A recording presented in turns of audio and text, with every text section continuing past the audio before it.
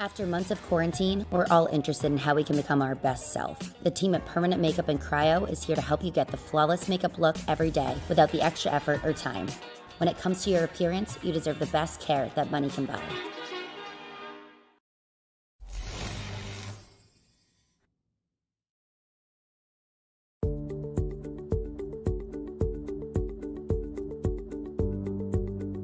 Sound Art is a product that is a speaker and it's art. We combine it together and we call it Sound Art. What makes it so unique that any picture can be your speaker? Sound Art gives you the high quality sound without the ugly speaker. This isn't a picture with a speaker, the picture is the speaker. Just imagine your wedding picture uploaded onto a canvas and now it's speaking 10,000 tunes. I mean, it's a very cool concept. What we like so much about it that you can take anything that means something very special to you, upload it on the canvas, have it hanging up in your room, your balcony, wherever you want to put it, and now it's a speaker. I mean, how cool is that? It's something that we have that and no one has. No one has this product. It's just a great gift to give anybody. It's just a neat concept. Around here we say, art never sounded so good.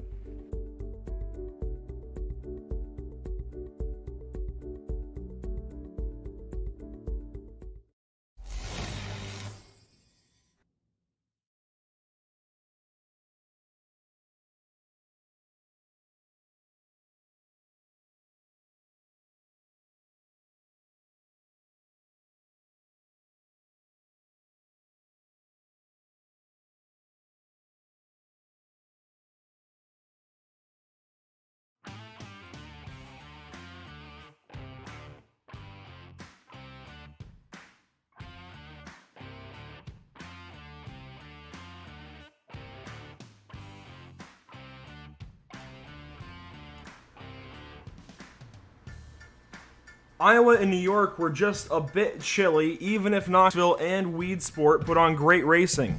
So it's time to head down south to the Sunshine State and thaw the BRP iRacing series out. The Big Blocks are at USA International Speedway. Welcome, race fans, to PitStop TV. Trey Patton joins me on the mic this evening. Trey Shuttlesworth on our social media coverage. My name is Andrew Cardinale IV, and this is PitStop TV's live coverage of the BRP iRacing series. Thank you for tuning in across our multiple platforms this evening: Facebook, YouTube, Twitch, and Twitter.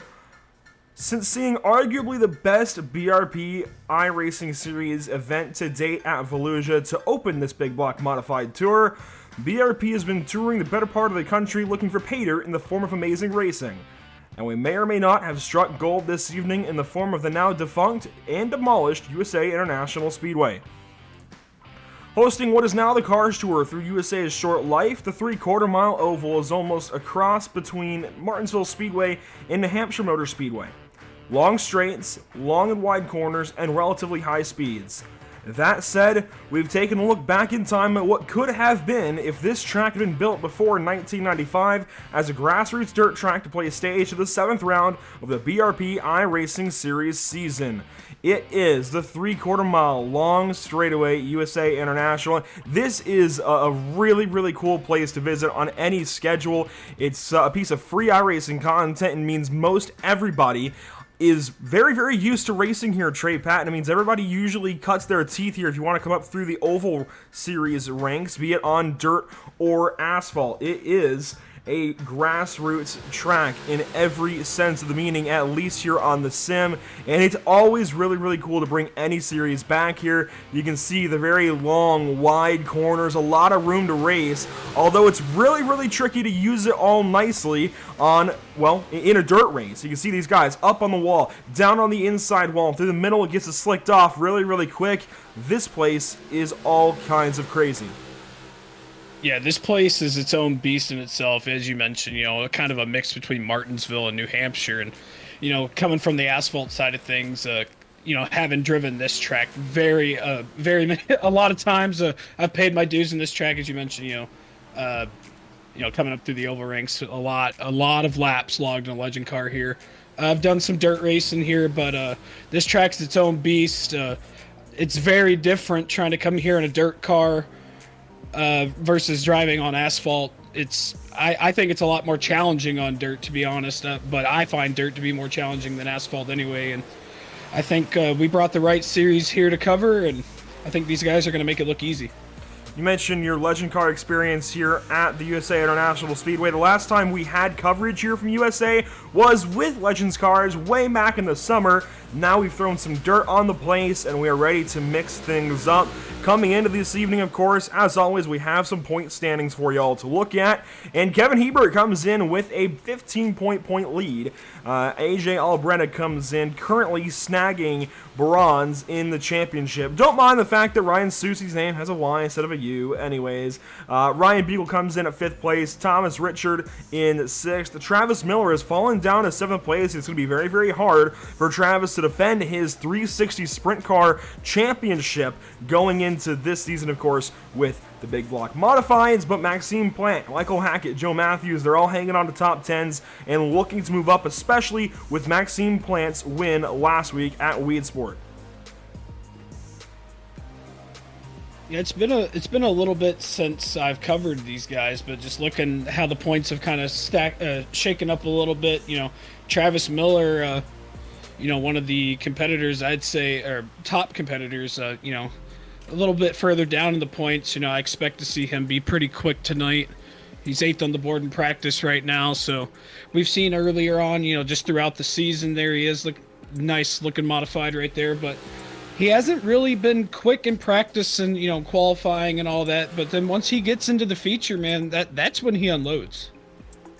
It's been a very odd season so far for Travis Miller, the reigning champion of the BRP iRacing Series. Pops the wall there out of turn 4, but he started out pretty quick, right up there with everybody else, and as the season's gone on, he's kind of petered off a little bit. He's not quite as fast. He's not making those big moves. He's not making big rumbles throughout the series. I mean, if you go back to Volusia, the last time the series was in the state of Florida to open the season, he was in the thick of things in that epic battle with Kevin Hebert and Brett Haas to win the opening round of the season. Since then, it's been tough going for the driver of the 22, and if anything, the driver of the other 22, AJ Albretta, he's really taken the show as of late, and I dare say AJ Albretta is a great upset pick going into the final few races of this season. In fact, we're coming up to halfway at the end of this evening, so 7 races in. Once this one's complete, that'll leave us with 7 races to go. Another one that I would look out for, another driver to keep an eye on right here in the number 84 car, Ryan Beagle. He scored as the 844, but visually on his car, the 84, he has been bad fast lately, but more importantly, very, very consistent, and that goes all the way back to Lima Land, I think, about race 3. So this 84 car is one to watch out for.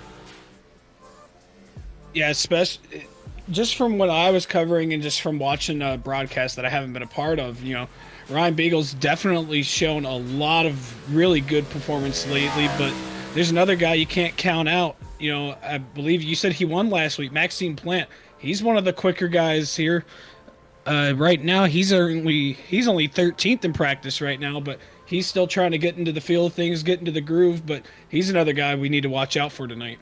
And he's got new colors aboard that number 79 this evening, as well as on the outside of the 3T of Thomas Richard there down the back stretch. And into turn 3, you'll see the blue and orange 79 now. Very different for Maxime Plant, and gets into the wall there, and that's exactly the reason for practice. How about that new 71, though? Kevin Hebert, that is a good-looking ride. I'm liking that light blue chrome there for the number. That is, oh boy, that definitely stands out for Kevin Hebert. I don't know, that's a really good-looking car. So some paint schemes changing up throughout the season. That's what you like to see sometimes. So very glad we're getting to see those drivers kind of evolve their personas almost on the dirt. AJ Albretta, one of the first to take to the dirt this evening in qualifying, and here is the blue now, number 22. He used to be the grayscale 22, so changing things up as well is AJ Albretta. And again, this is the 22 that I think everybody needs to watch out for. Comes into this evening 3rd in the point standings, and he's been very bad fast lately. He's been up there contending for wins or at least top 3s more consistently than not. I mean, AJ Albretta coming on the scene, he's got tons of speed. Yeah, tons of speed. You see him coming out of turn number 2, down the back straightaway into turn number 3 here. Looking at that new paint scheme, you can't really miss that car. The neon yellow on that, the blue. I mean, that's something you can't really miss at all. he takes the line for his, or crosses the line for his first time lap. He's going to go top. Kevin Hebert takes third. Michael Hackett actually down to fourth. Oh, and you know what? AJ Albretta goes to the top of the board and is holding it so far. He'll come around to complete lap number 2, but he's still the fastest of now 18, 19 cars. Albretta doesn't improve on that second time, but is still top of the speed charts. That is big for the driver of the 22 car, and now 24 cars have taken a time, and he's still fastest. Joe Matthews, one of the only drivers not to take a time yet, he and David DiPietro on the racetrack. Oh, and now Brett Haas goes up there and unseats AJ Albretta as the fastest in this qualifying session. Wow, I'm very surprised Albretta's time hung like that. Usually you see a few different guys go purple throughout the session, but no, Albretta hung on there until almost the end when Haas unseated him. Here's Matt DeRitter across the start-finish line. Thomas Richard, he's into 8th. I talked about Joe Matthews, he's in 18th in qualifying here, and David DiPietro has gone 26th of 26. But hey, you know what? Just 26 cars this evening means we're not sending anybody home, and that is big considering the eliminations we've seen the last couple of weeks.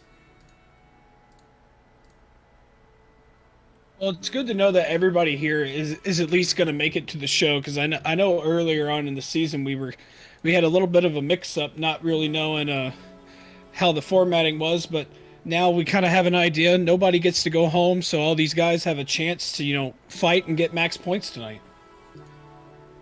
And that's big for a lot of these guys. You go back even to Knoxville a couple weeks back, last week at Weed Sport.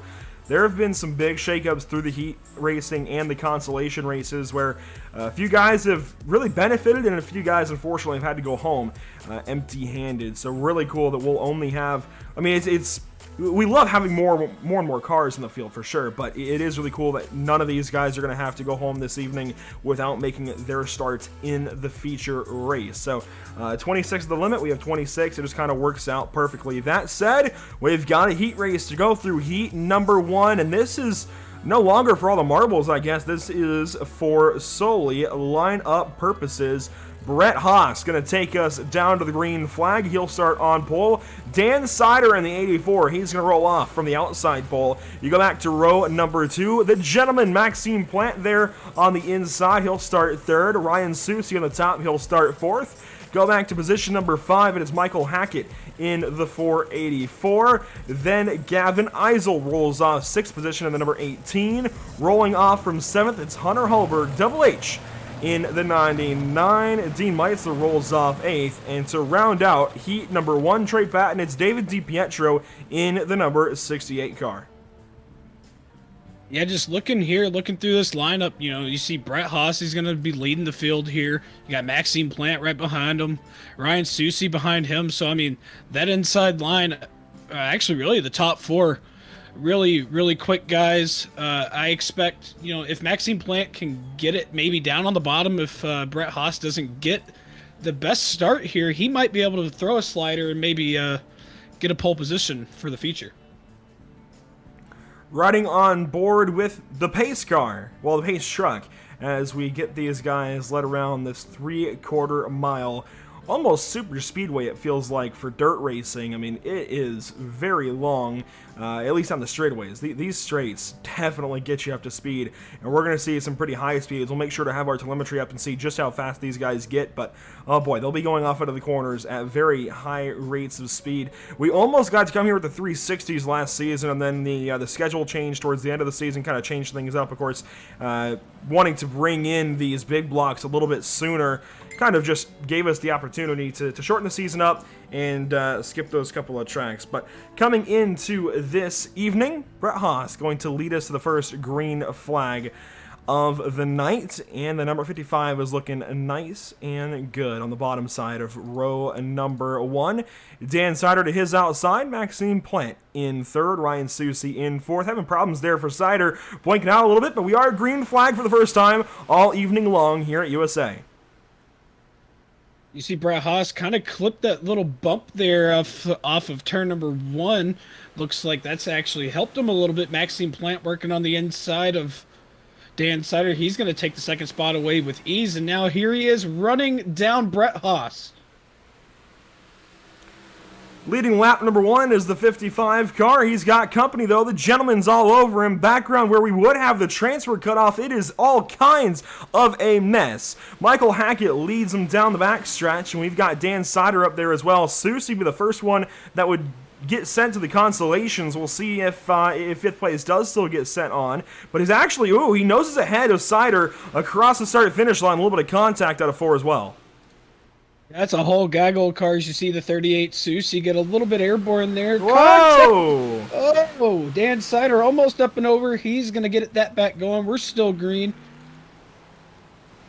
And the race leader still Brett Haas. He'll lead us out of turn number 4 to collect lap number 4. We start lap number 4. And Plant is all over him. The gentleman, Maxime Plant, he's been on a tear lately. This 79 is good. You better watch out for him. We'll see how fast he rolls off into turn 3. Wow, almost to 100 miles an hour as they exit turn 2. I mean, these guys are rolling only down to about 70 miles an hour in the corners. That's highway speeds, Trey Patton. These guys are moving. Yeah, honestly, I wasn't sure how fast. You see right there across the line, according to our telemetry down there, was, he was upwards almost 120 miles an hour. You see here almost 130 going into turn number 3. You see Brett Haas there clipping the grass almost to the inside wall. He better be careful because there are some bumps down there. As you see, he keeps hitting it in turn 1. If Maxime Plant or anybody down there behind him gets up too close and hits him, he might go up and over. Some of those battles further back mostly sorted out except for this one, Eisel and Hulberg. This is battling for 5th position on the racetrack right now. Hulberg leading this little tandem, and DiPietro isn't too far back. This is, this is 5th, 6th, 7th, and Meitzler's just kind of sitting back, and of course Sider had his issues. He's way further back of these guys, but Eisel working the bottom side right down on that inside wall. Now gets a run on him down the backstretch, maybe does something into 3. Well, he goes a bit lower, but Hulberg protecting that bottom side does not want to get passed up here. And, I think these guys should both go on to our consolation race, so they're not really racing for a position to start out just yet. They're really just racing for who starts the consi up front. Yeah, starting the consi, but coming to the coming to the checkered here, out of turn number 4, Brett Haas is going to win the first heat race and slot himself, for the first starting position of our A main. Susie grabs 4th. It was Hulberg 5th, then Eisel, DiPietro, Meitzler, and Sider crossing the line to complete heat number 1's lineup. Going straight into heat number 2, then, boy, we've got another pretty good field for y'all. Rolling off P1, it's AJ Albretta in the 22. Cody Higbee in the 97C will roll off from the outside pole, starting 3rd in this heat race. It's Thomas Richard in the 3T, scores the 300. Adam Hilton will roll off as the other 3 car in the field from position number 4. Rolling off 5th is Kevin Hebert in the 71. Tyler Pachalski in the 121. Rolling off 7th, it's going to be Brian Berger. 8th goes to Brandon Gruhl. And the 9th starting position in heat number 2, I'm going to go to none other than Corey Howe, one of the newcomers in the field. Very good to see him back out in the field and going for everything this evening. He is guaranteed a spot in our A main, in our feature race. So that's very, very important for Corey Howe and the rest of this heat number 2 field.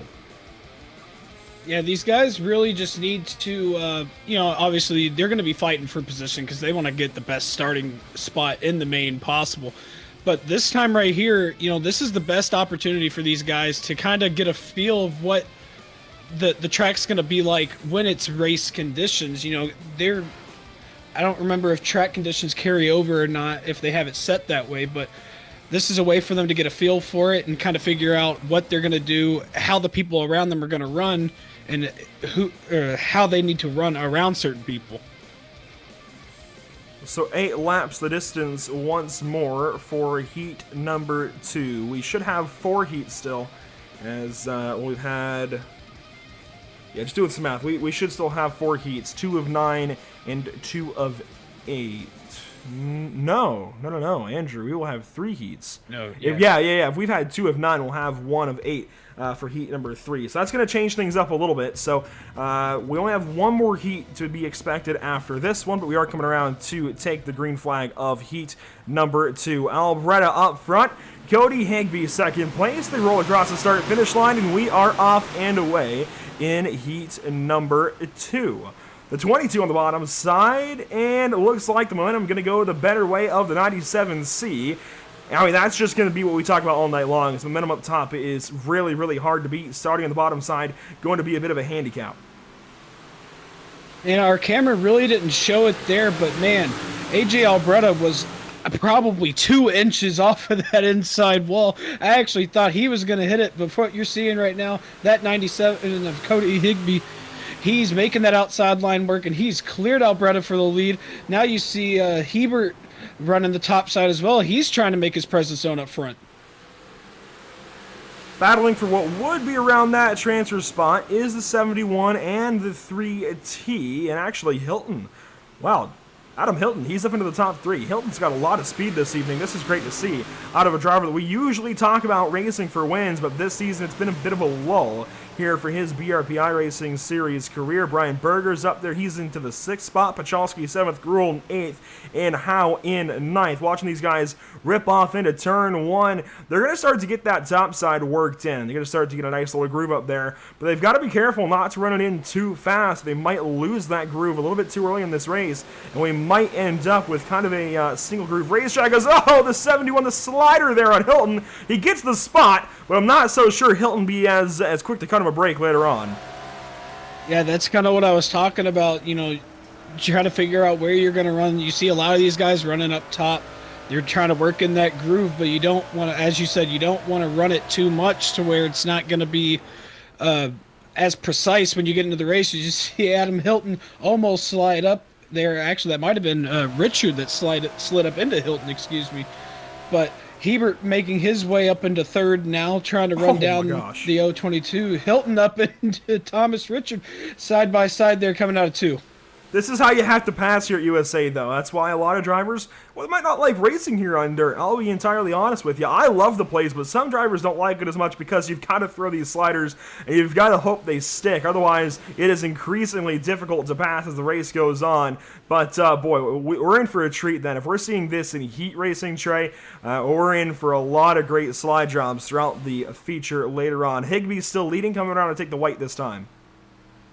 Yeah, Higbee, he's really just kind of been untouchable during this entire heat race. You know, we were talking about Alberta, you know, being one of the faster guys on a tear here lately, but Cody Higbee, he's just on absolute rails right now. I mean, he's been leading and dominating this entire heat. And, you know, I didn't really give credit to Higbee earlier on, but he's also a driver to watch out for. He's been very fast as of late, and he's very fast this evening, winning heat number 2, but it's Hilton and Richard battling for it across the line. Richard takes 4th, Hilton takes 5th, Berger, Pachalski, Gruel, and Howe, the rest of your heat number 2 results. And just like that, well, we'll roll right in to heat number 3, and this is how we will line them up. Ryan Beagle will roll off from the first starting position. Matt Dritter then in second place in the number 03. That's a really good starting position, and therefore really good qualifying effort from Matt. Really good to see him up there. Rolling off from third here in heat number 3 is Travis Miller, last season's champion, with Jamie Porter to his outside.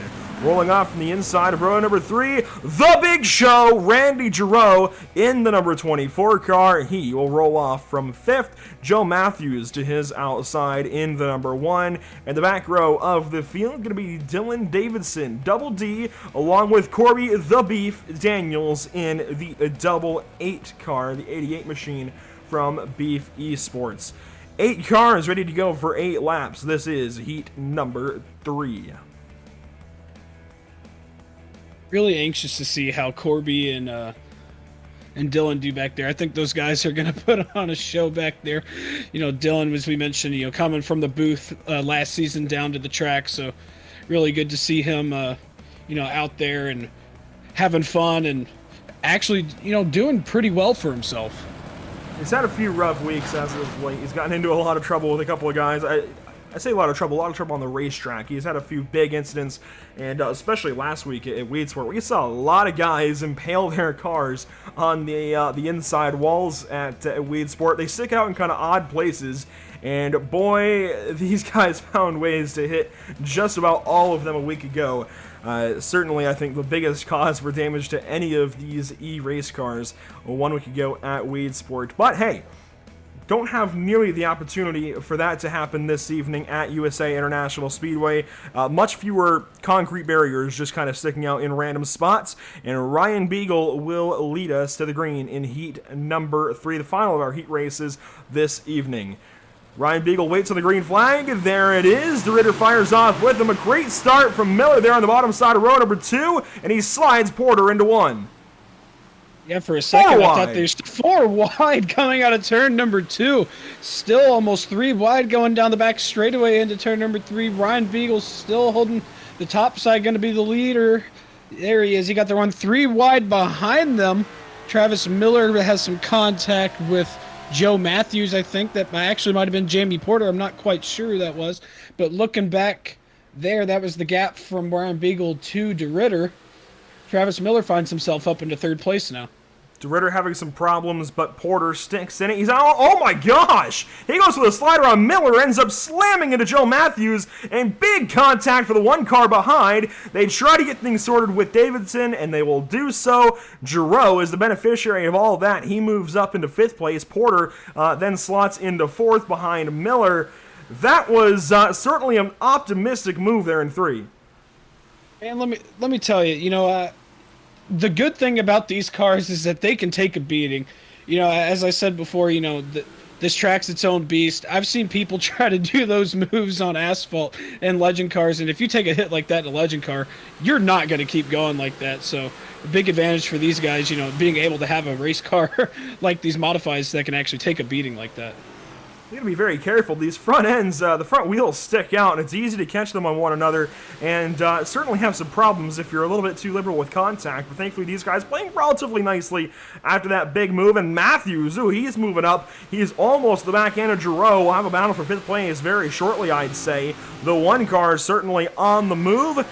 He wants to get back up into that top 5 here in heat number 2.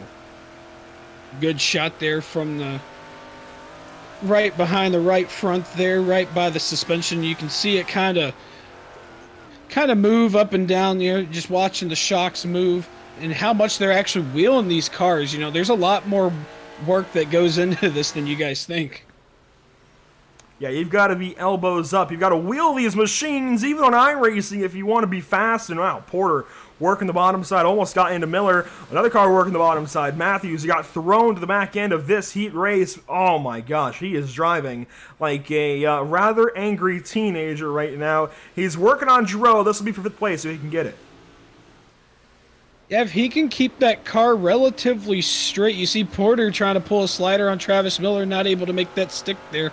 But he's actually made up some ground on the 24 of Giroux. On board looking back now at Travis Miller. That's a really nice shot. You see Porter right there in the background behind him. Giroux and company back there further on is there on the white flag. Out of turns number 3 and 4 to collect the Heat 3 win. It's Ryan Beagle taking checkers.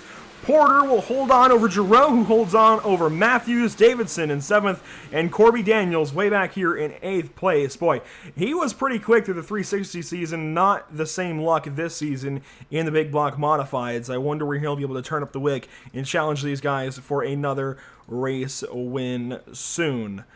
That does set our field, though, immediately for our feature race. Look at that, skipping the consolation races. No need for those. We're not sending anybody home. So those did set the lineup for our 26-car field.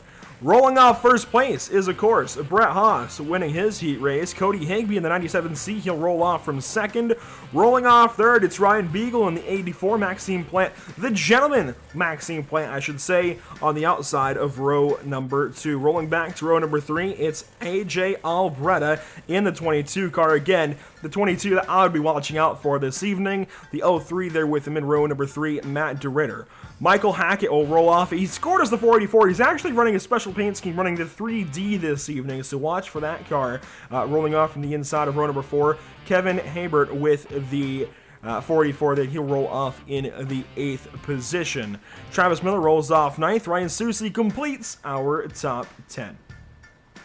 First row outside the top 10. In 11th place, we have Thomas Richard. And to his outside, in 12th, we have Jamie Porter. In 13th, we have Hunter Holberg. And to his outside, in 14th, we have the 3 of Adam Hilton. 15th, we have Randy Giroux. And to his outside, in 16th, we have Gavin Easel. 17th, we have Brian Berger and Joe Matthews in 18th. 19th, we have David DiPietro. And rounding out our top 20, we have Tyler Pacholski. The back 6 cars making the feature race this evening: Dylan Davidson, Dean Meitzler, then it's Brandon Gruhl, Corby Daniels in 24th. In the back couple of cars, the 9th place finishers from heats 1 and 2, Dan Sider and Corey Howe, I believe making his first feature race ever in the BRP iRacing series. Big stuff for the driver of the 16 car. Very glad to see him making the field this evening. You see everybody getting warmed up, getting those motors ready to go for what will be a 30-lap feature race. Now that actually could be a bit of a race of attrition for these guys. 30 laps on a 3/4 mile racetrack is going to take a little bit longer than when we take it to Eldora, for example. Rip off like 17s, 18s with these big blocks. So these lap times are going to take a little bit longer. It could turn into a bit of a race of attrition for these gentlemen this evening. We'll be coming right to you with green flag coverage, this time by coming to the green flag. Haas in the bottom. It's Higbee up top. Oh my, right by on speed shot into one. That's an excellent shot there. You see Higbee got right up next to our camera, and there he is side by side, ripping that top just like we saw him doing that heat race, side by side with Brett Haas going into turn 3. A big thank you to all these partners on the left side of your screen: Bicknell Racing Products, Rival Powder Coatings and Sandblasting, MDR Designs, Butt Kicker, Gem Performance, Miller's Auto Detailing. But we've got a caution flag on the speedway. It looks like it's going to involve that of the 45 car of Jamie Porter. Let's take a look back. Let's try and find out what happens here to bring out our first caution flag on lap number 1. And oh boy, he's going to become a turtle in turns number 3 and 4. Watching the white 45 with orange numbers. And oh, Susie gets into him, turns him around. And oh, Holberg just comes in, scoops him up, and just turns him right over. Oh man, that's not something you want to happen at all, especially on lap number 1. You know, I thought we'd make it just a little bit further than a lap green, but from the way these guys were running up front, just kind of seeing how they were running back further onto the pack, these guys are going full head of steam, aggressive. And they usually do. I mean, these guys usually race it out from lap number 1, but it's pretty tough. When you got 26 cars all trying to find their way around this racetrack, it is tough getting things going, and you're going to have those moments of contact where, unfortunately, lap number 1, we have Jamie Porter up onto his lid and needing the assistance of the virtual safety crew this evening. It's just how it goes sometimes. Racing 26 cars at a dirt track. We've raced them at places like Lanier so far. That 3/8 mile speedway. We've gone to, let's see, Limaland, a 1/4 mile. We've gone to Weed Sport last week. We've another 3/8. We've been to some tiny little bull rings, and bringing them to USA kind of feels like that, actually. It's just a little bit longer down the straightaways that they end up racing like it's a little bull ring. They throw some big moves into these corners. We should be taking the green flag this time by, though, Brett Haas, your race leader. We see the pace car going to come in. Yeah, this time the lights are off. So these guys have a little bit of time to think about what they're going to do, to figure out how they're going to do it. You see now the roles have reversed now to where Higbee's now on the bottom, Brett Haas up into the top. But that means that the 97 is going to be the control car. So if it's anything like he did in the heat, and if anything like the last restart, he's going to pull away.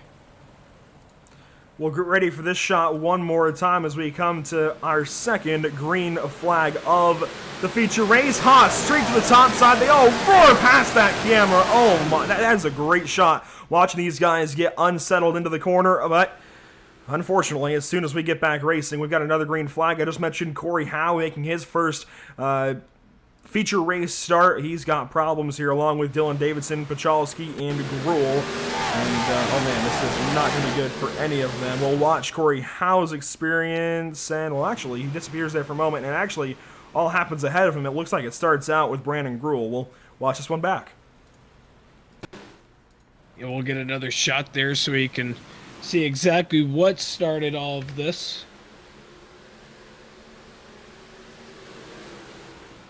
Oh boy, it starts with Pachalski and Davidson.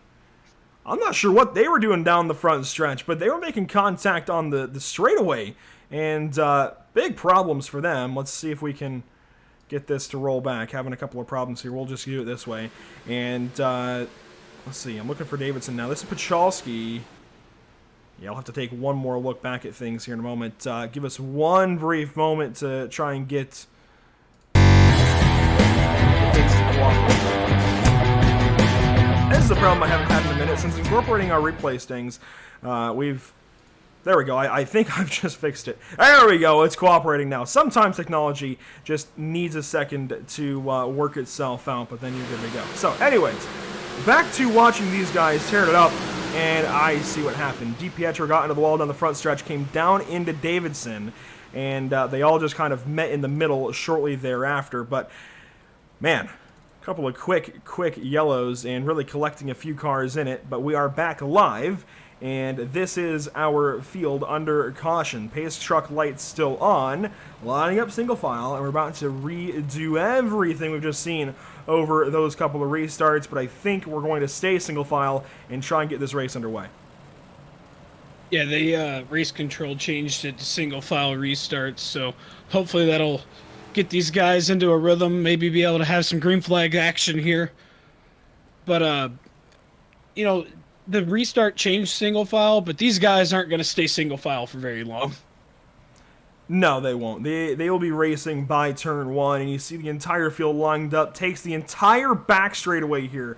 I guess the entire front straightaway as well here at USA to line these guys up nose to tail for a restart. So we're going to have guys in the middle of the corner here. That's really going to mix things up on this restart, but coming out of turn number 4, we go green flag racing very quickly. Haas early to the loud pedal, and he'll roar off into turn number 1. The race leader Plant with him, and already side by side for 4th on back. You see Hebert almost making contact with the 03 of Matt DeRitter right there. I didn't even realize that Plant made his way up into 2nd right there. So very good for him early on. Higbee back to 3rd. 3 wide there, you see Ryan Beagle trying to get up in the mix. And I'm noticing the 79 of Plant already on our race leader of Brett Haas. Brett Haas is good here in the state of Florida, apparently, but the gentleman wants to unseat him for the race lead. Down the backstretch, lap number 4 of 30 to 79, putting easy work on this 55 car. He will take the race lead in turns 3 and 4 and should power away. It's going to be tough for Haas to say anything about that one. Yeah, he threw that down there, and that slider, he made that look easy. And right there, you see it. Oh, Brett Haas going for a slider, didn't make it stick. Alberta goes hot time right now. These guys are absolutely flying. Starting USA, the way we finished Volusia, another big slide job, this time from Higbee. Plant's going to thread the needle. He drives out of that 3-wide situation down the front stretch. He wants to fight for the race lead. Here comes another slider from the basement to the attic. He's going to clear the 97, and on the 97C working down the track, he crosses him back up and takes the race lead back, clears him into 3. Oh man, this action's incredible. We're only on lap number 6. We still have 23 laps to go here at the line, on board with the 79 of Maxime Plant. You can see how bumpy this track is. He's going to try and go to run the middle of the track. He's going to run up top on the cushion right there. And you just see how much of a run Higbee gets out of the corner. And the thing with this simulated Florida dirt is it ruts up pretty easily down the front stretch, gets very, very bumpy, very, very slick, and really throws these guys for a loop down the straightaways. Further back, Beagle working the bottom side, and he's working the bottom side on Matt DeRitter of all guys, who now goes 3 wide, maybe with Alberta up top. No, he falls in right behind that 22 car, but Beagle bottom feeding down there right on the grass. He's got his left front down there in the green stuff, trying to make it work. trying to find some kind of speed. You've got to try and do something different from the guys ahead of you if you want to pass them. Props to Deagle for attempting it. Travis Miller even on the bottom side back here. I want to talk about trying to make things work. What looked like made it work, as you saw the 03 and the 22 of Alberta. For about a quarter of a lap there, they were in the corners, essentially bump drafting. I mean, his back end was glued to his front end was glued to his back end, and they were pushing each other down the straightaway, and I think they passed at least 2 cars. Miller's almost going to clear Richard. He should here in 1, but oh no, Richard fighting back on the top side. They disposed of Adam Hilton. This is back around the 11th, 12th, and 13th position as they catch Hunter Hulberg down the back stretch. And now 3 wide into 3 and 4. That's Richard clearing Hulberg, and Miller trying to roll the bottom. He's losing speed down there. It's going to be increasingly difficult to roll that bottom side as they wear it out. Lap 12 now, no, lap 11 now of 30. Hulberg, a big move, slams right into his teammate, and he's up and over. Big caution flag. Martin to the wall, still going. Oh, 2 wheels, and he got it. Yeah, but his rear end's knocked out. You can see it's not rendering correctly for us, but he's going to tip that car over maybe. Yeah, he's just going to have to tow. He cannot drive that car back in its current condition. Oh, man. Teammate on teammate brutality here in turns 1 and 2. This one's unfortunate, and you know what? I'm going to have to call Hunter out for a little bit of an ill-advised move here. They were getting pretty scrappy for 11th and 12th and 13th, and eventually this move from Hulberg just... The car was never pointed low enough to make that work, just slams into the left front of Miller and throws him up and over. Yeah, I watched him kind of go down on the grass there, and as you mentioned, he didn't have that car pointed at all, so... As you saw there, he just shot right up the racetrack into Travis Miller, and unfortunate for Travis Miller is he actually was able to get that car into pit road. He was kind of crab walking that thing all the way down, but he was able to get that thing to pit road. Yeah, unfortunately, again, I think that was a bit of an ill-advised move out of Hulberg, unfortunately. Now, Hunter's a great guy, and we've seen him really mix things up. We've also seen him have a few rough weeks this season so far, just trying to make his way here in the BRP iRacing series on that Beef Esports team. But, boy, Travis, as teammates, Travis might be able to laugh that one off, but that's still really going to sting for the past champion here in the BRP iRacing series. Cody Higbee, now our race leader, with the gentleman all over the back end of him, of course, under caution here, will come around to take lap 12 once we restart. We are doubling back up, but man, I like that single file restart. It allowed us to get into that bit of a little mid-race groove. We'll see if it works out this time, though.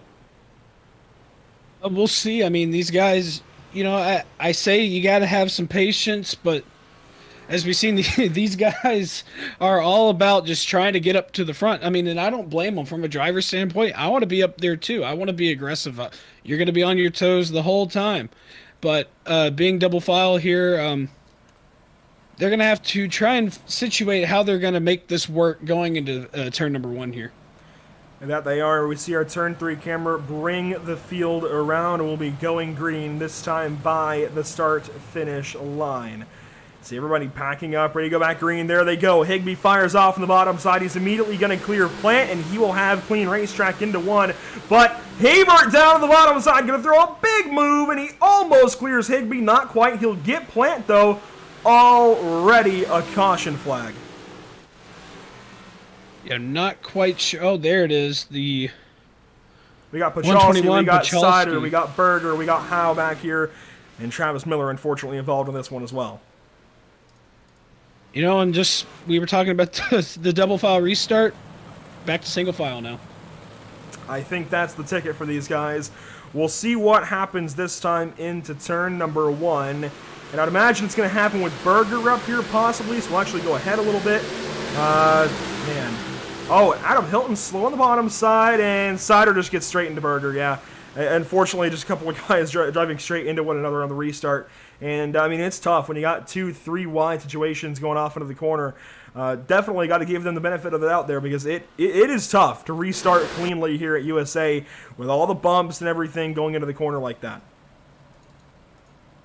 Yeah, I never, as much as I've ran here, I never realized, asphalt's really not that bumpy, but from dirt here, I haven't ran a lot of dirt here, but I never realized it was that bumpy. So on board with Pachalski here on this restart. So we're going to see what he saw there. You see the slow car on the, oh yeah, just a huge stack up there. And that's not even on cider. Pachalski launched the 84 straight into the 60 car of Brian Berger, and that starts all of this off. Pachalski, SpaceX might want to consider hiring this guy to launch their rockets, because that was incredible how hard he hit the back end of the 68, or no, sorry, the 84 of cider. I mean, that was, I've never seen bumper bars being so aptly used outside of maybe a Legends car where they just send one another off into the corner. That was a huge hit. Yeah, I think if he would have hit him any harder, I don't think Dogecoin and SpaceX would have been the only thing going to the moon. No, not at all. I mean, we'd be going to Mars with that one. He launched the 84 off into the corner. Oh, I mean, unfortunate enough for Dan Sire that he was able to keep the car on all four wheels. Wow, I don't know why that was such a tongue twister, but needless to say, he's got the car in one piece still, and he's out on the racetrack. Looks like he's at the end of the longest line now, at the very back end now. But we're set for another restart here. Higbee still the race leader. It is Maxime Plant in behind. They fire off early, drive down the racetrack, and we are back green flag racing on lap now 13 of 30. The 71 down to the bottom side. How about Haas working the bottom? He clipped that inside grass on the entry to one. Got that car upset, but hangs on to it. Now side by side for third. Albretta up top, and he's going to clear the 71 of Kevin Habert and go right on by. Now the battle further back. We got Beagle work at the bottom side. Tries to clear DeRitter, but the drive up off the corner, not so good for the 84 on the bottom. Haas right back down to the bottom side, and that's what you want out of a car. If you're going to run the bottom like that, you've got to be able to point it down towards the inside wall and set the slide early. Yeah, it doesn't look like the bottom's doing much right now. We're going to see Brett Haas try to do it again. Oh, a caution. Try to pull a slider on the 71, and you said, caution. Oh. David DiPietro out of New York on his lid, and taking after Aaron Smith and Jamie Porter as playing Turtle this week. And we're going to go all the way back to the restart and see how this all starts up for DiPietro and more. He was racing, actually, Jamie Porter, oddly enough, right around, I want to say this is about the 15th position. Corby Daniels there, Brandon Gruhl as well in frame. And the 68 DiPietro up on the top side. You see the black and red 88 of Daniels. Wonder if this happens in, no, it's actually, I think it's going to happen at a turn 2 this next time through. So pay attention to this battle now, and what maybe happens up ahead as well is he's still racing Porter and waiting to see what might happen here in the 1 and 2. Gruhl behind him, and there it is. Gruhl gets into the back end of him, upsets the car, and Davidson nowhere to go. It's twice now. Dylan Davidson's been caught up in incidents where he just had absolutely nowhere to go. Yeah, unfortunately, that is kind of the theme here under, some of these caution flags. Just, you don't really have anywhere to go sometimes, and you get caught up in that stuff. None of you're doing oftentimes, but there's nowhere to go, and you can't really stop these cars on a dime. Cody Higbee is still the race leader. Pace car lights still on. And again, a big thank you to all of these partners on the left side of your screen: Bicknell Racing Products, Rival Powder Coatings and Sandblasting, Matt DeRitter Designs, Butt Kicker, Jam Performance, and Miller's Auto Detailing. And as well to all of these wonderful partners here at PitStop TV: Tucson Sound Art, Race Pace Setups, the Permanent Makeup and Cryo in Maine, and Whiplash Media. We'll talk more about all of them later on in the evening. Cody Higbee is still the race leader. The 97 out front. The 79, though, reversed that number, and he is second place. The double deuce, the 22 of AJ Albretta, third. Then it's Kevin Habert in the 71. Brent Haas in the 55. Ryan Beagle in sixth. Matt DeRitter, seventh. Susie, eighth. Jerome, ninth. And Richard in 10th. Coming to lap 15's restart momentarily. Through 3 and 4, still working the top side, of course. Single file restarts, hopefully going to mellow things out. Higbee fires off, we're off and away. Turn number 4 across the stripe. Higbee with a really good gap back to Maxime Plant and Albretta. See Brett Haas still using it. Plant up into the wall. They're still side by side for P2. Pretty spread out throughout the rest of the field. Brett Haas getting up into the mix now.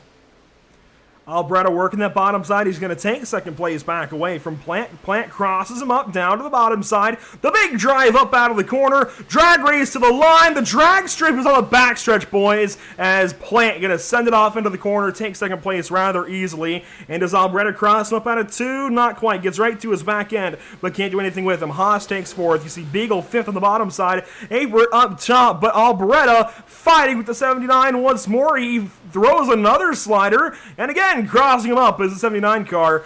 Almost a drag race that time, and you see how sideways these cars get down the straightaway, leaning left a little bit with the rear end. I mean, it is really trippy going down the straightaway in some of these cars, the way they handle. You see Susie up here now in the mix, almost got into the back end of Brett Haas. You see Ryan Beagle up here now, Thomas Richard, Randy Giroux up in 10th place now. It's really getting dicey here as we're coming up on 10 to go. You see this entire gaggle of race cars from about the 4th, 5th position on back through the top 10. Ryan Susie is there in the midst of it all. Habert on the bottom side. Beagle now up top. A bit different for him. Haas is working the top side. Richard in it. DeRitter as well. Oh, contact with Susie, and he's up on top of the 3T. Oh, and they're still piling in.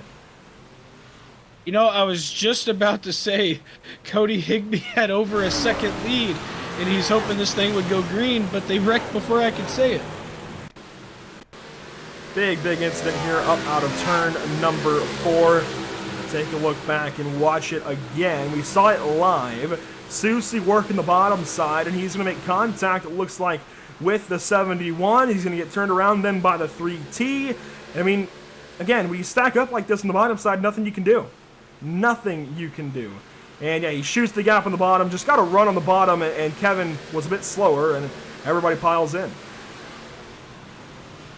Yeah, everybody piling in. You see right there, Pachalski gets around Travis Miller back out on track, able to get through that as well. Just, as you mentioned, especially on some, being on the bottom like that, it closes up so quick, and at the rate of speed these guys are going, I mean, they can't really do anything about it at all. No, there's not much that you can do. And again, these cars do not stop on a dime. You're definitely going to be hard fought trying to stop one of these big block modifieds quickly and to try and miss a wreck. Really, you've got to hope that it just happens where you aren't already going. Once you're committed somewhere, you're generally going to stay in that line.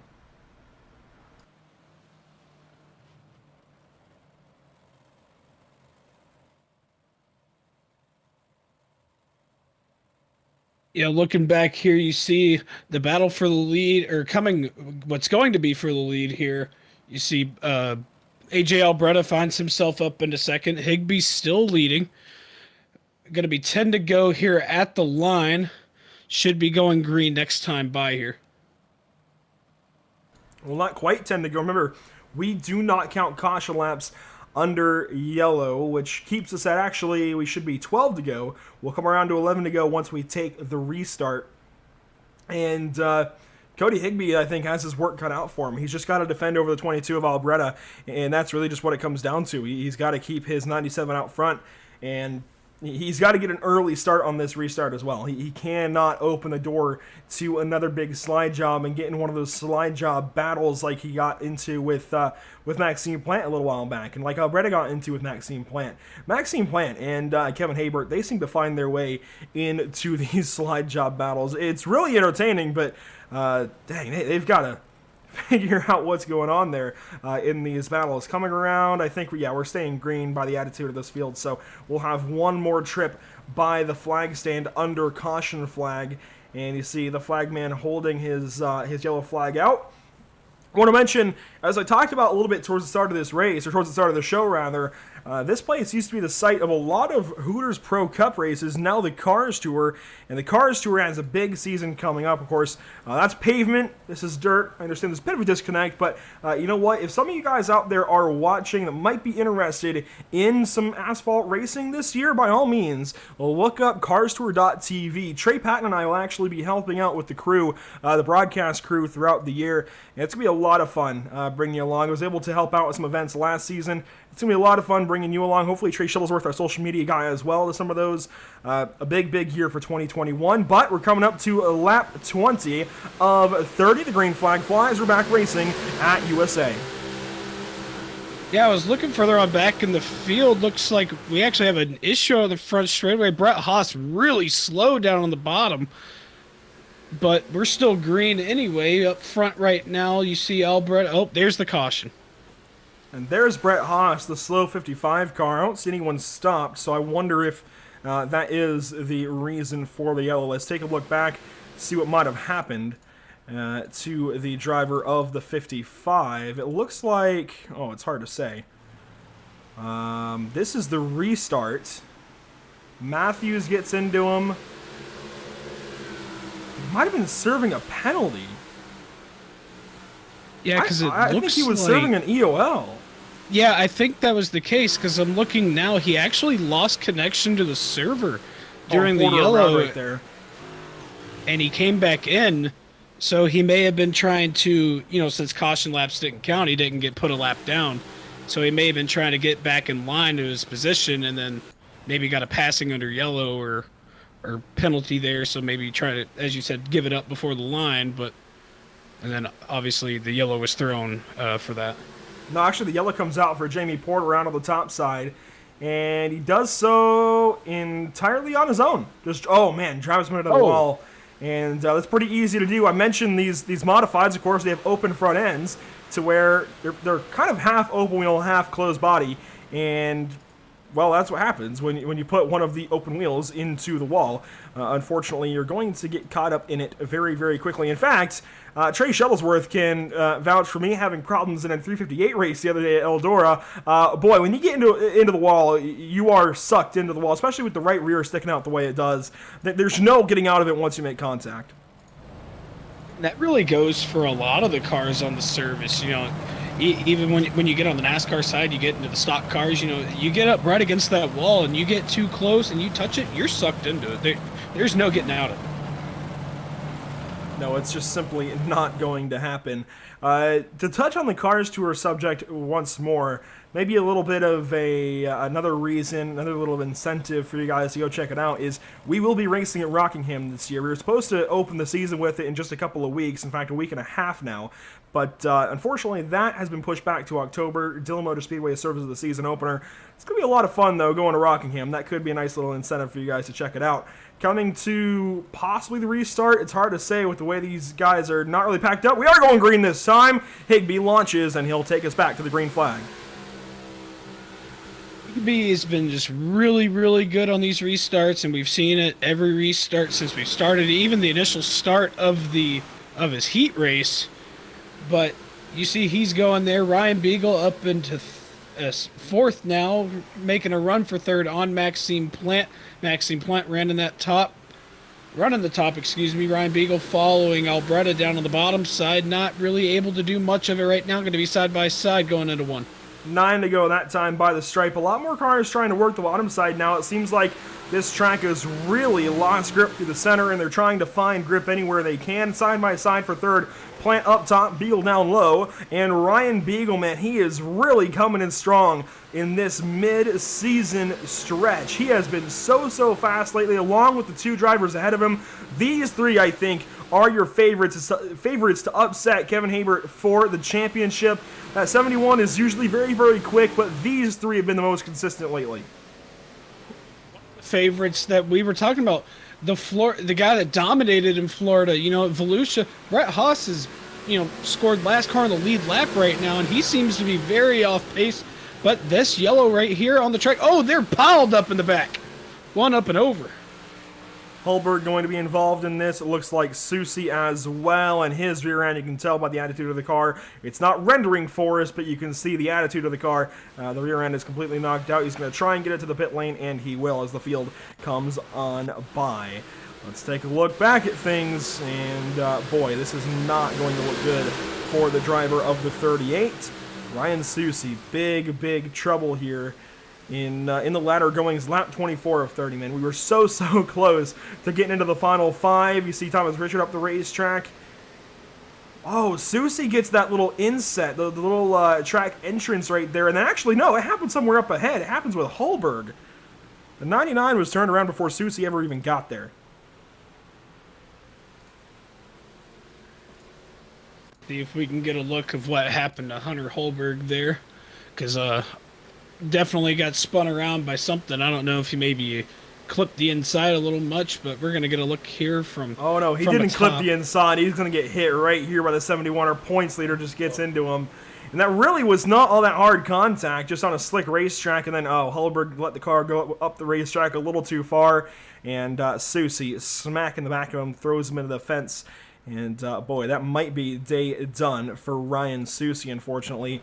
Big accident there in turns 3 and 4. We're going to halt our progress once more, but it is lap 24. We'll come around and take lap 25 once we restart. Been a bit of a rough going, but I like the progress we've made. And with the single file restarts opening up the racetrack a little bit, I think we might see a run to the checkers here. And Cody Higbee, again, he's got his work cut out for him. It's a matter of simply getting a good restart. You know, we're talking about a run for the a run to the checkered here, and you know, we see Higbee and Alberta, Beagle up here, Plant up into the mix as well. Then you see DeRitter also up in the mix as well. You know, we're coming up on 6 laps to go here. If you're a betting man, Andrew, who would you pick in victory lane tonight? Well, that's usually my question to you guys. I don't think you can beat the bet of the 97C, but if odds are updating as the race goes on and we've got to take somebody to try and make some money here, well, I have to go with Maxime Plant. He's just too good in that 79 car, and we have too many laps left for him to try and battle up there, and anything can happen to these guys on this restart. Cody Higbee, though, the race leader, AJ Alberta second place, and we will get this race restarted, taking lap 25, 6 to go. You know, just touch up on that. We're talking about big money. I'm going to go with Alberta. You know, he's been on a tear. Oh, my Higbee.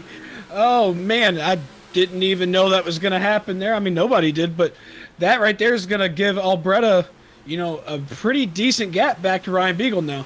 Higbee with big problems on the top side. He's thrown back to 4th place right now. Like I said, you've got to maximize the restart, and nothing's over. It comes down to these restarts, and there's too many laps left to count any of these top 5 drivers out. Even going back to Matt DeRitter back there in 5th place. The battle for 3rd. It's the 97 on the 79 once more, but this time only for bronze on the podium. Alberta starting to walk away with the race lead. Beagle in behind to the bottom side, taking 4 to go. And 4 laps to go here at USA International. Higbee still trying to rip the top. You see Maxime Plant trying to use that bottom. It's working out a little bit for him, but man, AJ Alberta going from the top to the bottom, switching up lanes here, trying to hold off a charging Ryan Beagle right now. And Higbee really threw the car into 3 right there. He's having some problems back here. He's definitely throwing onto his heels. 3 to go that time by the stripe. And, boy, Higbee really trying to defend that 3rd place. A gaggle of cars further back. Eisel in this, Matthews in this, Hackett as well, Giroux even. But, boy, the battling up front. AJ Alberta does not have this race locked up just yet. Ryan Beagle could get his first feature win on the season. 2 laps to go across the stripe there. Anything can happen. You know, as we said, it's not over until that white flag is out. They still have half a lap to go. No, checkered flag is out. It's not over until the checkered flag is out. But Joe Matthews, oh no. In that group we were just talking about, Joe Matthews around, and the 3rd rear end to pop out of where it should be. Almost like a dislocated joint or something. It pops out, but you know what? It jumps back in. iRacing is weird sometimes the way it renders damage, and Joe Matthews will drive to the pit lane. And we'll take a look at how this all starts. And oh my, you know what? Pachalski launched somebody into a corner a little while ago. He's going to do it again. Watching with Pachalski here. You see the one of Matthews right there in front of him. Travis Miller. Oh, he just punched Travis Miller right into the one of Matthews. He goes up into the fence. Thankfully, there is some catch fence there, so he wasn't able to go out of the track. Because if that would have happened, he would have been sent straight to the pit lane. But luckily for him, he was able to get that car back going. You know, we've all been to a local track. I mean, it even happens at Daytona sometimes. Go back to 79 with the fight at Daytona in the 500. We've all seen fights. These guys can't get out of their cars and fight, but they can talk over racetrack. And, I mean, I don't know, the second or third car that Pachalski set into the corner, they might start to get a little bit annoyed by that one. I do really feel for Joe Matthews. He was innocent in the initial contact. In fact, he was ahead of it, and the 22 got pushed through him, I'll say, by the 121, and boy, he goes up and over, but he is back onto the racetrack. He is going to give it a shot at finishing this race. He is not done just yet, but hey, you know what?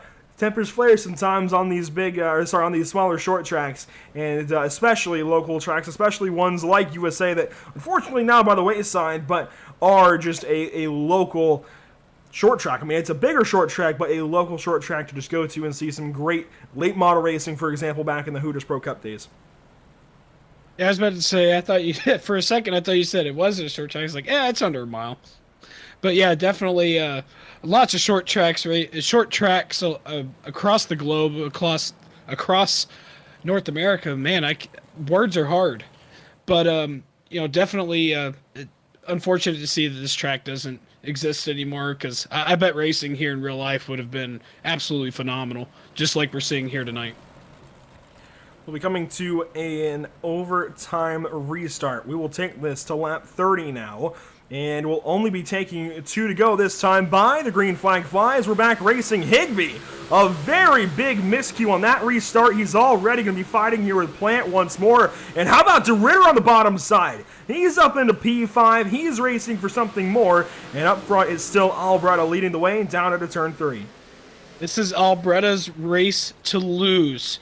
Here we go into turn 3 and 4. Coming down out of 4 right now to take the white flag. Will we make it? White flag's in the air. No caution can halt this progress. Now Higbee, a big slide. He moves up, well, back into third, clearly ahead of Plant, but it's not done just yet. Can Ryan Beagle do anything to this 22 car of Albretta? No, it's far too late for the 84 to have a word in it. AJ Albretta is going to drive out of turn 4. A winner at USA International Speedway. Beagle, Higbee, Plant, DeRitter, Hackett, Eisel, Jerome, Miller, Pachalski. Your top 10. Pachalski nabbing that top 10. How about that for the driver of the 121? But there is your race winner in round number 7. Going for an extra lap here. Wants to run 32. And how about the double deuce? Moving from the grayscale 22 to the blue and yellow 22. He's going to throw it around for an apt Logano loop, actually. Much like Logano in the 22 in the NASCAR Cup Series. Throws it around for a couple of donuts and parks it in victory lane. You know, I'm glad to see that I'm not cursed on PitStop TV, because every time I say a pick on the broadcast, they don't end up winning, and I'm glad Albretta was able to make that happen. Yeah, definitely a well-deserving win. I'm going to call this guy out for the rest of the season now as one of the guys to watch in this BRP iRacing series. Gonna get it done as well here at USA International Speedway. The 22 car in mid-season 4. We'll be talking to him and the rest of the top 3 on the far side of this break. Don't go anywhere. Post-race coverage on the way.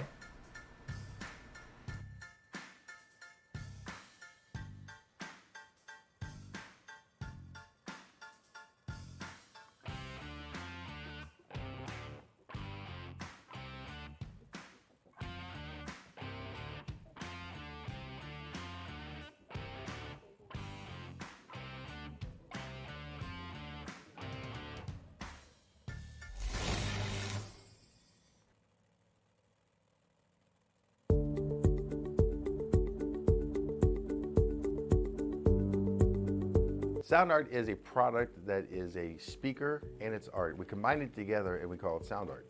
What makes it so unique that any picture can be your speaker? Sound Art gives you the high quality sound without the ugly speaker. This isn't a picture with a speaker, the picture is the speaker.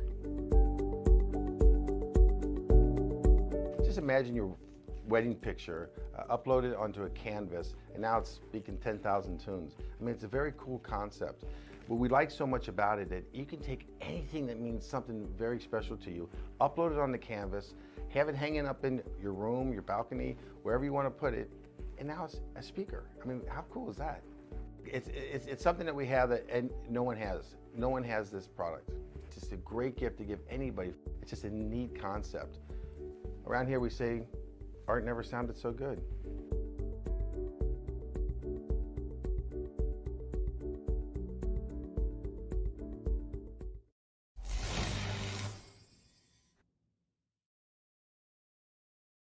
After months of quarantine, we're all interested in how we can become our best self. The team at Permanent Makeup and Cryo is here to help you get the flawless makeup look every day without the extra effort or time. When it comes to your appearance, you deserve the best care that money can buy.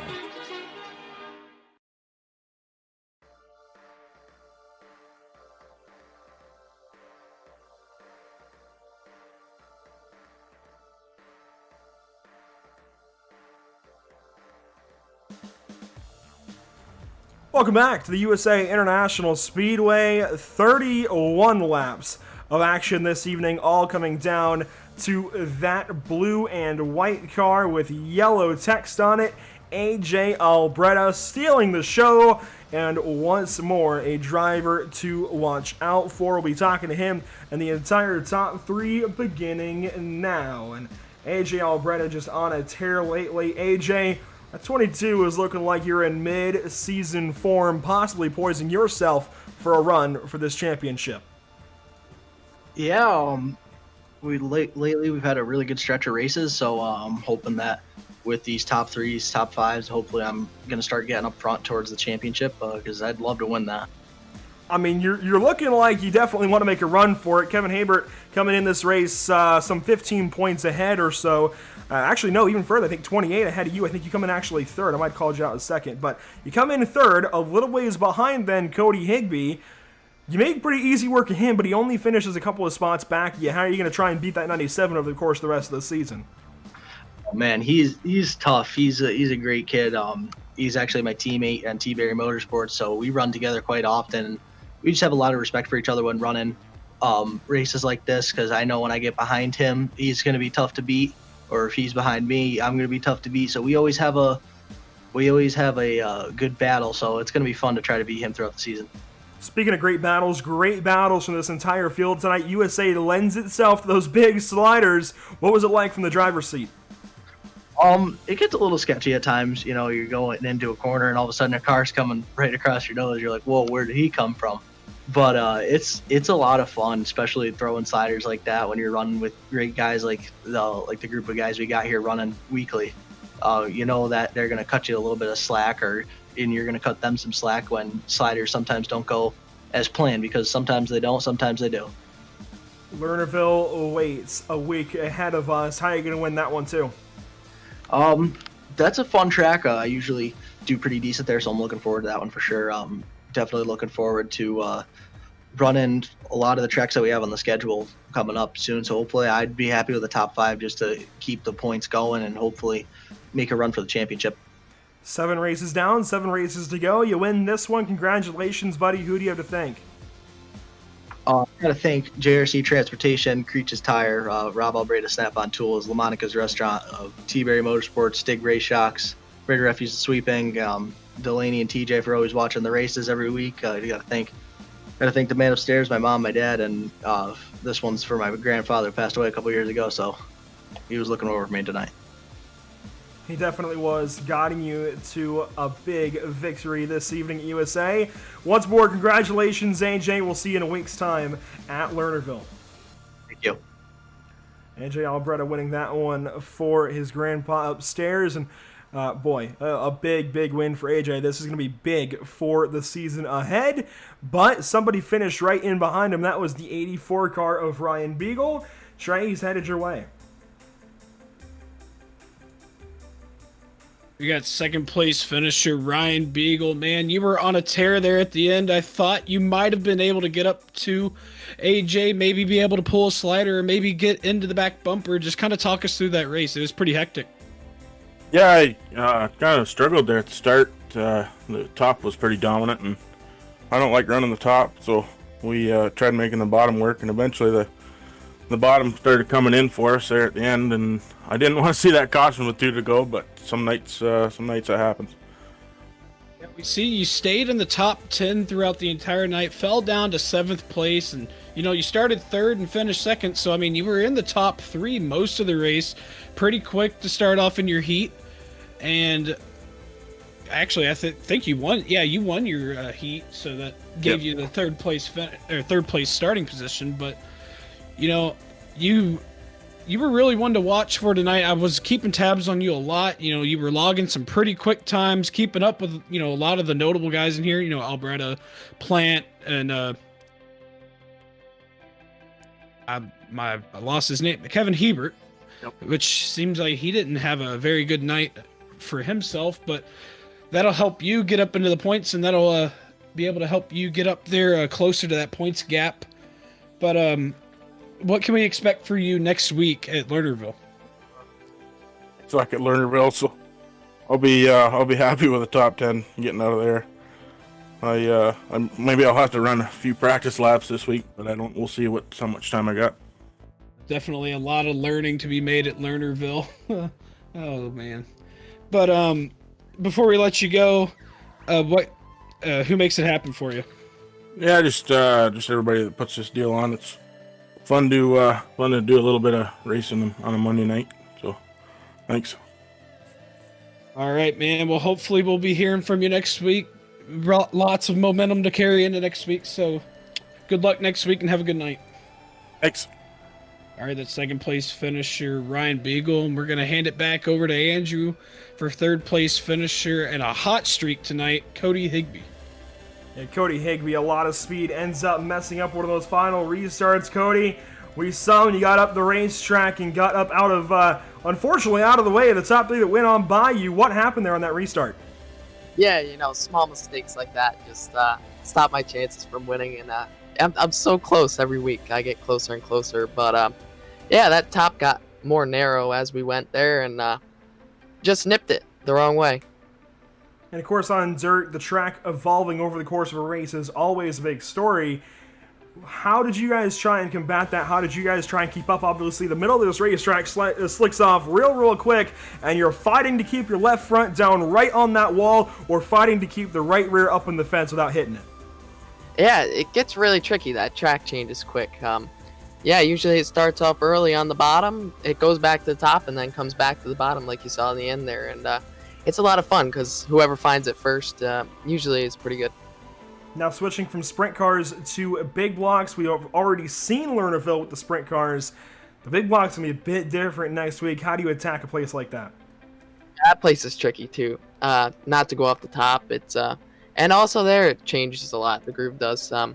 It kind of moves back to the bottom during the end of the race, and it should be a good race. Big picture on the season. Talked a bit with AJ about the possibility for a championship. You guys are making a run at catching Kevin there for the points lead. What do you do in the back 7 here? Kevin had a bad night there, and me and AJ caught him, I think, and just got to keep on rolling. Just keep the consistent finishes coming, and hopefully get our first win. You're definitely going to reel him in big time. You guys finishing 1st and 3rd. He finished 24th. So a big new points picture going into Lernerville. Best of luck to you out there. Who do you have to thank this evening, though? Thank you. I got to thank all the fans for watching, and tune in next week for Lernerville. Once again, man, congrats at the top 3. Hopefully you're on top of the podium here soon. That 97C getting faster and faster. Best of luck to you. We'll see you next week. Thanks. And Cody Higbee going to wrap up the evening with a P3 bronze on the bottom step of the podium here at USA International Speedway. It was certainly a thriller, and we'll take you through your race results this evening. AJ Alberta talked to he and Ryan Beagle and Cody Higbee just moments ago. They all take those top 3 spots, and Alberta only gets a few laps led there, in fact 6th there at the end, but they end up counting for all of the marbles. The gentleman Maxime Plant comes home 4th, and how about the top 5 for Matt DeRitter?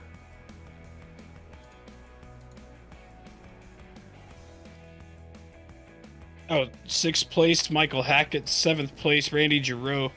8th place, Travis Miller. 9th place, Gavin Easel. And Tyler Pachalski, after We saw him kind of send up a couple cars, but, ends up in 10th place, so pretty good night for him. And checking in at 11th, Brian Berger. We saw him in the midst of a lot of incidents this evening, none of his own doing, along there with Dylan Davidson. But you know what? Double D comes out on top of some of those. He actually finishes just outside the top 10. That's a big night in comparison to the last few weeks for him. Dan Sider recovers to 13th. Brandon Gruhl moves up to 14th. And Thomas Richard, a really rough night for him. He's going to be scraping the bottom of the barrel next week at Lernerville for all the points he can get to keep in this championship fight. Adam Hilton finishes 16th. Jamie Porter, after that lap 1 incident, finishes 17th. Brett Haas, who up front most of the race had some issues, finishes 18th. Dean Meitzler finishes 19th, and Joe Matthews rounds out the top 20. The back 6 cars of the field, David DiPietro there in 21st, Corby Daniels 22nd, Hunter Hallberg, we saw him in a couple of incidents as well, he finishes 23rd, Kevin Habert there in 24th. Man, Ryan Susi, how your heart breaks for the number 38 this evening. Goes up and over in that contact with Holberg. He ends up 25th with a DNF. Corey Howe there as well in his first start in the BRP iRacing Series. Unfortunately, 10 laps down. Trey, what a night of racing it was. I feel like we always say that after one of these BRP iRacing Series events, but they just keep adding to their resume of why they are a big series to watch. Yeah, these guys just perform week in and week out. They never fail to disappoint. I mean, obviously, they get the cautions, they slow it down a little bit, but what's racing without cautions? I mean, these guys are aggressive. You're going to expect wrecks to happen, and it makes it more interesting.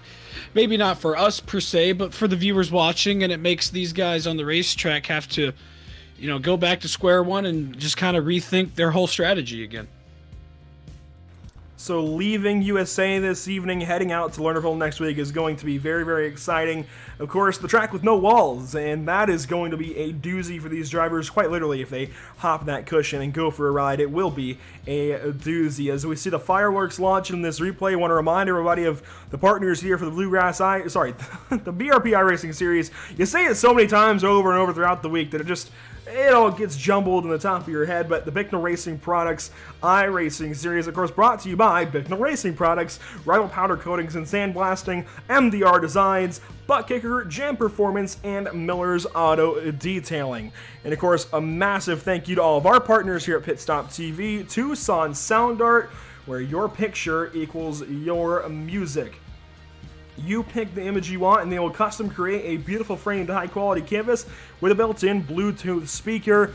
This is a great product. It's one of those things you don't really realize you need until you do and until you hear about it, and it's just a really cool concept. It allows you to put any big moment from your life that you've got a picture of up on your wall, and of course you choose the size and it plays beautiful music of your choosing, and it sounds great. It holds a charge for a long time. It looks great too. Use promo code PitStop TV at checkout for 10% off of your order. Again, a wonderful product here from Tucson Sound Art.